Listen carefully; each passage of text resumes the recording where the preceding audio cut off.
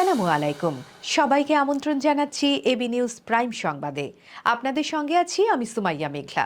শুরুতেই জানিয়ে দেব সংবাদ শিরোনাম। আগস্ট ঘিরে নিরাপত্তা শঙ্কা নেই, আগের চেয়ে অনেক শক্তিশালী পুলিশ বাহিনী। যুক্তরাষ্ট্রের নতুন শুল্ক নীতি বাংলাদেশের জন্য দাঁড়ালো 20% শুল্ক। বাংলাদেশের ওপর নিবিড় নজর রাখছে দিল্লি, ভারতের পররাষ্ট্রমন্ত্রীর জোরালো দাবি। কিয়েভে রুশ হামলার দুঃখজনক বিষয়, নিহতের সংখ্যা বেড়ে 31। যুক্তরাষ্ট্রের কঠোর নজরদারিতে ইরানের জাহাজ নেটওয়ার্কের নতুন ধাক্কা। ভারতের লজ্জার রেকর্ড, অঘটনের সাক্ষী ওভাল টেস্ট। দর্শক, এতক্ষণ শুনছিলেন শিরোনাম, এখন বিস্তারিত। ঢাকার বসুন্ধরা এলাকার ষড়যন্ত্রমূলক বৈঠকের পেছনে রহস্য উন্মোচনে ও সংশ্লিষ্টদের চিহ্নিত করতে পুলিশের গুরুত্বের সঙ্গে তদন্ত চালানোর ঘোষণা এসেছে। পুলিশের পক্ষ থেকে জানানো হয়েছে, এ ঘটনার সঙ্গে জড়িতদের খুঁজে বের করতে তারা সব ধরনের প্রয়োজনীয় ব্যবস্থা নিচ্ছে। একই সঙ্গে অন্তর্বর্তী সরকারের বর্ষপূর্তি উপলক্ষে ৮ অগাস্টের আশপাশে বিভিন্ন হুমকি ও আলোচনার বিষয়েও তারা বলছে, এই সময়ে কোনো নিরাপত্তা শঙ্কা নেই। গত ৮ জুলাই বসুন্ধরা আবাসিক এলাকার একটি কনভেনশন সেন্টারে গোপন বৈঠকের ঘটনা ঘটে। এই ঘটনায় কার্যক্রম নিষিদ্ধ থাকা আওয়ামী লীগ ও এর সহযোগী সংগঠনের ২২ জনকে গ্রেপ্তার করে পুলিশ। এই বৈঠকে সেনা কর্মকর্তা মেজর সাদিকুল হক উপস্থিত থাকার অভিযোগ উঠলে তাকে হেফাজতে নিয়েছে সেনাবাহিনী। শুক্রবার ১ আগস্ট বিকেলে DMP media and public relations বিভাগের উপপুলিশ কমিশনার মোহাম্মদ তালিবুর রহমান সংবাদ সম্মেলনে এসব কথা বলেন।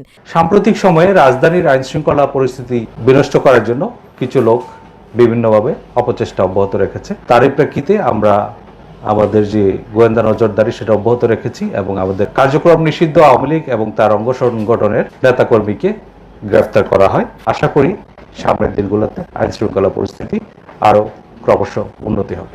বসুন্ধরা এলাকার ক্যাবি কনভেনশন হলে একটা বৈঠক নিয়ে আমাদের কাছে তথ্য ছিল।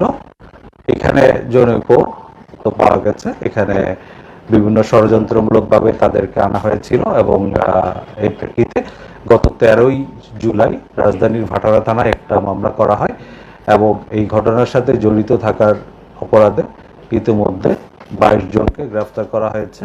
আগস্ট কেন্দ্রিক নিরাপত্তা সংখ্যা দেখছি না, আমরা সবসময় সতর্ক রয়েছি এবং আমরা যে কোনো পরিস্থিতি মোকাবেলা করার জন্য আমাদের যে নিয়মিত কার্যক্রম সেগুলো চলমান রয়েছে। এর বাইরে যে কোনো পরিস্থিতি মোকাবেলা করার জন্য আমাদের যথেষ্ট প্রস্তুতি এবং সক্ষমতা রয়েছে। ধন্যবাদ। এদিকে বিএনপির স্থায়ী কমিটির সদস্য নজরুল ইসলাম খান বলেছেন, আগামী দিনে বিএনপির রাষ্ট্র ক্ষমতা পেলে সবার পরামর্শ নিয়ে দেশ পরিচালনা করবে, দেশের মানুষের কল্যাণে কাজ করবে। এ সময় তিনি বলেন, দীর্ঘ ১৬ বছরের সংগ্রাম আর ২০২৪-এর জুলাই অগাস্টের অভ্যুত্থানের মধ্য দিয়ে বাংলাদেশ ফ্যাসিবাদ মুক্ত হয়েছে। শুক্রবার ১ আগস্ট দুপুরে ১২:৩০টার দিকে চট্টগ্রামের হাটহাজারীতে হেফাজতে ইসলাম বাংলাদেশের সাবেক আমির মরহুম আল্লামা আহমেদ শাহ শফী ও আল্লামা জুনায়েদ বাবু নগরীর কবর জিয়ারতে গিয়ে সাংবাদিকদের তিনি একথা বলেন। এই লড়াই সংগ্রাম চালিয়ে গেছে এবং আগামী দিনে রাষ্ট্র পরিচালনার দায়িত্ব পেলে সবার পরামর্শ নিয়েই বিএনপি দেশের মানুষের কল্যাণের জন্য কাজ করতে চায়। এই যে দীর্ঘ ১৬ বছরের লড়াই এবং ২৪ জুলাই আগস্টের গণঅভ্যুত্থান, এর মধ্যে দিয়ে আমাদের দাবির একটা অংশ পূরণ হয়েছে, বাংলাদেশ ফ্যাসিবাদ মুক্ত হয়েছে। বিশ্বের অর্থনৈতিক গোলকধাঁধায় বাংলাদেশের জন্য এক গুরুত্বপূর্ণ খবর সামনে এসেছে। যুক্তরাষ্ট্র সম্প্রতি ঘোষণা করেছে, বাংলাদেশ থেকে আমদানি করা পণ্যের উপর শুল্ক হার ১৫% কমিয়ে ২০% নামিয়ে এনেছে। এই সিদ্ধান্তের ফলে বাংলাদেশের পোশাক শিল্পের শ্রমিকরা কিছুটা স্বস্তি পেলেও আন্তর্জাতিক প্রতিযোগিতার মাঠে টিকে থাকার জন্য এখন আরও কিছু চ্যালেঞ্জের মুখোমুখি হতে হচ্ছে বাংলাদেশকে। জাতীয় নিরাপত্তা উপদেষ্টা ড খলিলুর রহমান এই উত্তেজনাপূর্ণ পরিস্থিতির মধ্যে বলেছেন, আজ আমরা সম্ভাব্য ৩৫% পাল্টা শুল্ক এড়াতে পেরেছি। এটি আমাদের পোশাক খাত ও লাখো শ্রমিকের জন্য এক সুখবর। পাশাপাশি আমরা আমাদের বৈশ্বিক প্রতিযোগিতার অবস্থান ধরে রেখেছি এবং বিশ্বের বৃহত্তম ভোক্তা বাজারে প্রবেশের নতুন সুযোগ সৃষ্টি করেছি। ভারতের পররাষ্ট্রমন্ত্রী এস জয়শঙ্কর স্পষ্ট করে দিয়েছেন, ঢাকার পরিস্থিতি ও বাংলাদেশের ওপর ভারতের গভীর মনোযোগ রয়েছে। তিনি বলেন, আমরা বাংলাদেশের উপর নিবিড়ভাবে নজর রাখছি। এটি শুধু আমাদের স্বার্থের জন্য নয়, আমাদের নিরাপত্তার জন্য গুরুত্বপূর্ণ। এই মন্তব্যের মাধ্যমে ভারত তার স্বার্থ ও নিরাপত্তা পরিস্থিতির প্রতি দৃষ্টি নিবদ্ধ করেছে বলে স্পষ্ট হয়। সম্প্রতি ঢাকা বিশ্ববিদ্যালয়ে সালতানাত-ই বাংলা নামের একটি ইসলামপন্থী গোষ্ঠী এক মানচিত্র প্রকাশ করে, যেখানে সেখানে গ্রেটার বাংলাদেশ নামে একটি ভূখণ্ড দেখানো হয়। এই গোষ্ঠীটি তুরস্ক ভিত্তিক এনজিও টার্কিশ ইউথ ফেডারেশনের সহায়তা পেয়ে এই মানচিত্র প্রকাশ করেছে। জয়শঙ্কর এর জবাবে জানান, ভারতের কেন্দ্রীয় পররাষ্ট্রমন্ত্রীর দৃষ্টি এই বিষয়ে আকর্ষিত হয়েছে। তিনি বলেন, বাংলাদেশের পক্ষ থেকে জানানো হয়েছে যে ঢাকায় একটি ইতিহাস সম্পর্কিত প্রদর্শনী হয়েছিল, যেখানে একটি মধ্যযুগের বাংলার মানচিত্র দেখানো হয়। জয়শঙ্কর আরও উল্লেখ করেন, ভারতের অভ্যন্তরীণ নিরাপত্তা সংক্রান্ত বিষয়গুলোতে বাংলাদেশের ওপর আমাদের নিবিড় নজর রয়েছে। আন্তর্জাতিক অস্থিরতার মাঝেও এক হৃদয় বিদারক চিত্র উঠে এসেছে কিয়েভ থেকে। বৃহস্পতিবার ৩১ জুলাই রাশিয়ার ড্রোন ও ক্ষেপণাস্ত্রের নিরীক্ষণে লণ্ডভণ্ড হয়ে গেছে ইউক্রেনের প্রাণকেন্দ্র। এই হামলায় এখন পর্যন্ত ৩১ জনের মৃত্যু হয়েছে এবং অসংখ্য মানুষ আহত হয়েছেন। এই ঘটনাকে কিয়েভের জন্য সবচেয়ে ভয়াবহ একটি হামলা হিসেবে চিহ্নিত করেছে শহরের প্রশাসন। প্রতিবেদনে জানানো হয়েছে, ধ্বংসস্তূপের নিচ থেকে উদ্ধারকারীরা ৩১ জনের মরদেহ এবং ১৫৯ জনেরও বেশি আহত ব্যক্তিকে উদ্ধার করেছেন।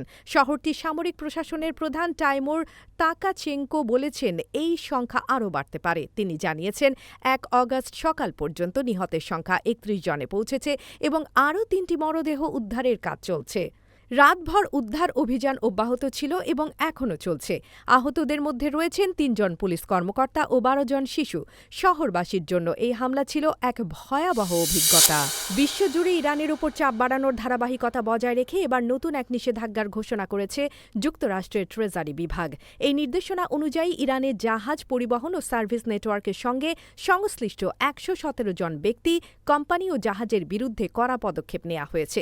এই নিষেধাজ্ঞার মাধ্যমে ইরানের জাহাজ গোষ্ঠীর মূল চালিকা শক্তি হিসেবে পরিচিত ব্যক্তিদের উপর নতুন করে আঁচ পড়েছে। বিশেষ করে মোহাম্মদ হোসেন শামখানিকে লক্ষ্য করে এই পদক্ষেপ নেওয়া হয়েছে। তিনি ইরানের রাষ্ট্রায়ত্ত জাহাজ পরিবহন সংস্থার অন্যতম প্রভাবশালী ব্যক্তিত্ব হিসেবে পরিচিত। বিশ্লেষকদের মতে, এই ব্যক্তির নেতৃত্বে ইরানের জাহাজ নেটওয়ার্কের বিস্তৃতি আন্তর্জাতিক নিষেধাজ্ঞার মাঝে তেল বিক্রির জন্য গুরুত্বপূর্ণ ভূমিকা পালন করে আসছে। ইরান সরাসরি জ্বালানি তেল বিক্রি করতে না পারায় মধ্যস্থতাকারীদের মাধ্যমে তেল পরিবহন ও বিক্রির জন্য এই নেটওয়ার্কের উপর নির্ভরশীল। নতুন এই নিষেধাজ্ঞার আওতায় পড়েছে ১৫টি নির্মাণ কোম্পানি, ৫২টি জাহাজ, ১২ জন ব্যক্তিবর্গ এবং ১৭ দেশের ৫৩টি কোম্পানি। অভিনব এক নাটকের মোড়ে পৌঁছে গেছে ওভাল টেস্টের চূড়ান্ত পর্যায়ে। প্রথম দিনের আধা সতর্কতার পর ভারত শুরু করে দ্বিতীয় দিনের খেলা ২০৪ রানে ৬ উইকেটে। মনে হয় আধা প্রতিদ্বন্দ্বিতার মতো পরিস্থিতি, কিন্তু মাত্র ৩৪ বলের মধ্যে সম্পূর্ণ দলকে অল আউট করে দেয় ইংল্যান্ড। দলটির বোলিং আক্রমণে নজিরবিহীন ধ্বংসযজ্ঞ দেখেছে শক্তিশালী ভারতীয় ব্যাটাররা। প্রথম দিন ৬৪ ওভার খেলে ভারত সংগ্রহ করেছিল ২২০-এর কাছাকাছি রান। দ্বিতীয় দিনে মাত্র কয়েক মিনিটের মধ্যে শেষ হয়ে গেল তাদের আশা। ভারতের ইনিংসের শেষ প্রান্তে ছিলেন শুভমান গিল ও অন্যান্যরা, কিন্তু আজকের দিনে তারা যেন এক অন্য রূপে দেখা দিয়েছেন। ৩৪ বলের মধ্যে ভারতের সব উইকেট পতনের ঘটনা যেন এক দুঃস্বপ্নের মতো। ওভাল টেস্টের প্রথম ইনিংসে ভারত শেষ করেছে ২২৪ রানে। দলের সর্বোচ্চ রান সংগ্রাহক ছিলেন করুণ নায়ার, যিনি ৫৭ রান করে যান। ইংলিশ বোলার গাস আটকিনসন নিয়েছেন ৫টি গুরুত্বপূর্ণ উইকেট। দর্শক, এবার জানাবো খবর। বিশ্ব ফুটবলের মহাতারকা লিওনেল মেসি আবারও পা রাখতে চলেছেন ভারতীয় মাটিতে। দীর্ঘ ১৪ বছর পর ডিসেম্বরে ৩ শহরে কলকাতা, দিল্লি ও মুম্বাইয়ে অনুষ্ঠানে অংশ নিতে আসছেন আর্জেন্টিনার এই কিংবদন্তি। থাকবে সংবর্ধনা, ফুটবল কর্মশালা, গোট কাপ, এমনকি ওয়াংখেড়ে স্টেডিয়ামে টিকিটধারী জমকালো অনুষ্ঠান। টাইমস অফ ইন্ডিয়া সূত্র জানিয়েছে, ডিসেম্বরে মেসি মুম্বাইয়ের বিখ্যাত ওয়াংখেড়ে স্টেডিয়ামে একটি টিকিটধারী অনুষ্ঠানে অংশ নেবেন। ১৪ ডিসেম্বর অনুষ্ঠানের দিন নির্ধারণ করা হয়েছে। জানা গেছে, অনুষ্ঠানে উপস্থিত থাকতে পারেন ভারতের কয়েকজন সুপারস্টার ক্রিকেটারও। ডিসেম্বরের ১৩ থেকে ১৫ তারিখ পর্যন্ত ৩ দিনের এই সফরে মেসিকে সংবর্ধনা দেওয়ার পরিকল্পনা রয়েছে আয়োজকদের। দর্শক, এতক্ষণ আমাদের সঙ্গে থাকার জন্য ধন্যবাদ। সর্বশেষ সংবাদ পেতে ভিজিট করুন আমাদের ওয়েবসাইট www.abnewsinternational.com এ। সেই সঙ্গে নিয়মিত ভিডিও নিউজ পেতে আমাদের ফেসবুক পেজ ও ইউটিউব চ্যানেলে চোখ রাখুন।